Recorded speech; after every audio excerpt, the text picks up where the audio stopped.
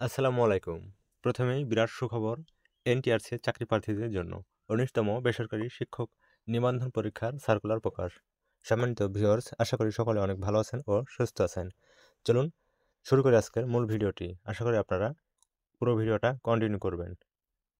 সম্মানিত ভিউয়ার্স, প্রথমেই দেশের বেসরকারি স্কুল কলেজের এমপিওভুক্ত শিক্ষকদের আইবাস ডাবল প্লাস সফটওয়্যারের ইলেকট্রনিক ফান্ড ট্রান্সফারের ইএফটি বেতন ভাতা দেওয়া হচ্ছে।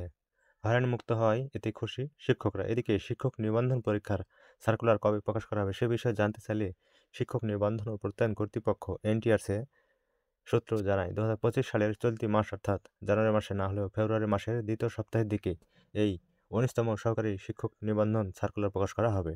এমনই খবর পাওয়া গেছে এনটিআরসি অফিসিয়াল ওয়েবসাইট থেকে। তো ভিউয়ার্স, এই ছিল আজকের সর্বশেষ শিক্ষক নিবন্ধন সার্কুলার সংক্রান্ত আপডেট। সবাই ভালো থাকবেন। আজকের ভিডিও এই পর্যন্ত। ধন্যবাদ। আসসালামু আলাইকুম।